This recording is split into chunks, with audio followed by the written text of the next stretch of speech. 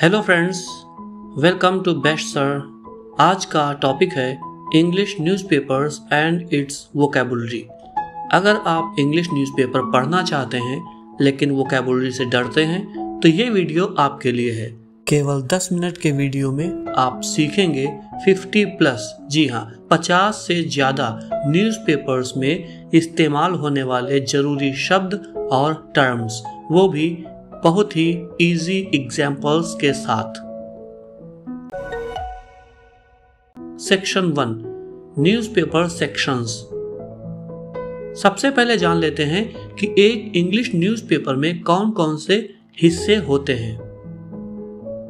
Number 1, headline, मुख्य खबर का शीर्षक। Example, government announces new policy, सरकार ने नई नीति की घोषणा की।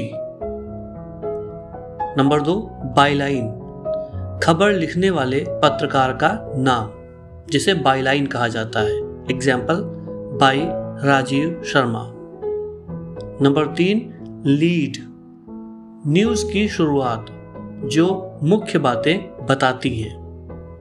नंबर 4, एडिटोरियल, मीन्स संपादकीय कॉलम, जहां अखबार अपनी राय रखता है, अपनी ओपिनियन रखता है। नंबर 5, ओपिनियन सेक्शन, यहाँ एक्सपर्ट्स या पब्लिक की राय छपती है, एडवाइस छपती है, सजेशन छपते हैं। नंबर 6, ओबिट्यूरी, मीन्स मृत्यु की सूचनाएं। न्यूज़पेपर में एक ऐसा हिस्सा होता है जहां पर मृत्यु की सूचनाएं छापी जाती हैं, उस हिस्से को ओबिट्यूरी बोलते हैं। नंबर 7, क्लासिफाइड्स, जैसे जॉब्स, किराया, बेचने खरीदने वाले छोटे छोटे विज्ञापन जहां लिखे होते हैं उसे बोलते हैं classifieds. Number 8, sports, entertainment, business sections, अलग अलग कैटेगरी की अलग अलग न्यूज़। अब बात करते हैं सेक्शन 2, इंपॉर्टेंट वोकैबुलरी की। अब जानते हैं वो जरूरी शब्द जो बार बार इंग्लिश न्यूज़पेपर्स में दिखते हैं।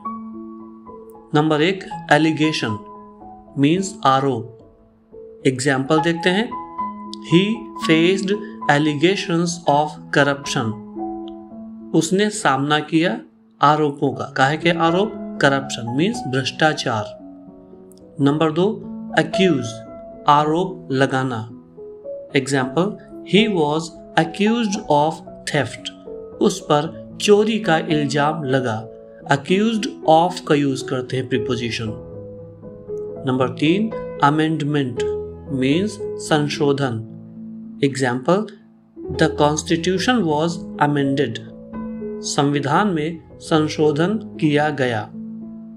नंबर 4, बेल, जमानत। द क्रिमिनल गॉट बेल, अपराधी को जमानत मिल गई। नंबर 5, ब्रेक थ्रू, बड़ी उपलब्धि।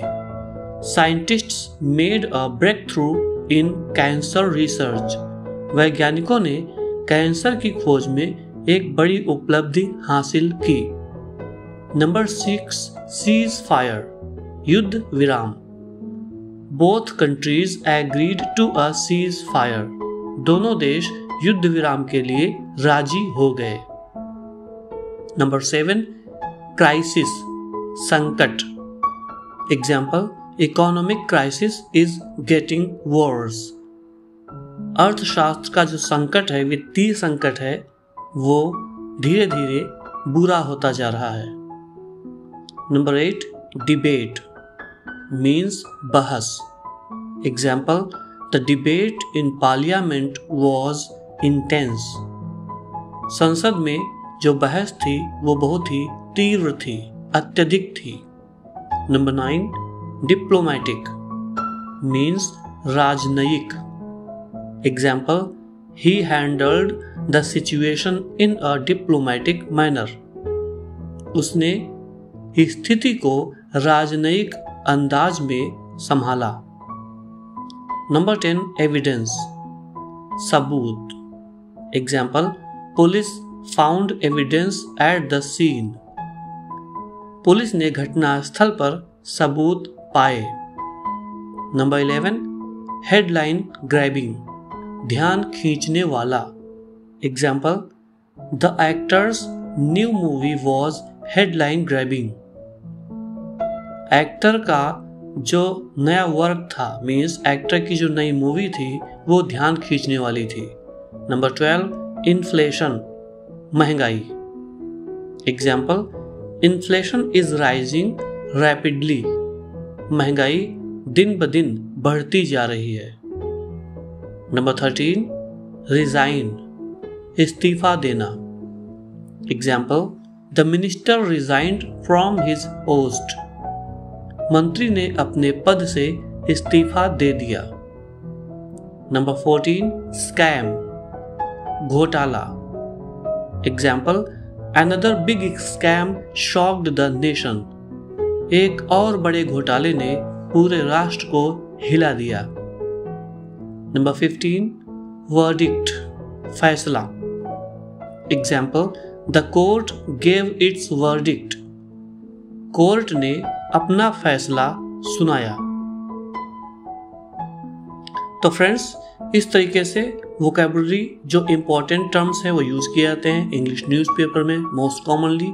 और एक हम अलग से वीडियो प्रिपेयर कर रहे हैं आप लोगों के लिए। प्लीज इस वीडियो को लाइक कमेंट शेयर कर दीजिए, और अगर आप चैनल पर नए हैं बेस्ट सर पर, तो प्लीज सब्सक्राइब भी कर लीजिएगा। अब बात करते हैं section 3, how to read an English newspaper. अब जानते हैं इंग्लिश न्यूज़पेपर कैसे पढ़ें।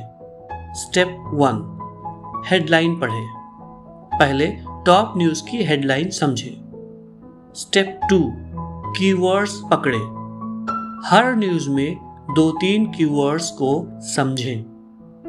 स्टेप 3 डिक्शनरी रखें पास में, नया वर्ड मिले तो तुरंत उसका अर्थ जाने और उसे नोट करें।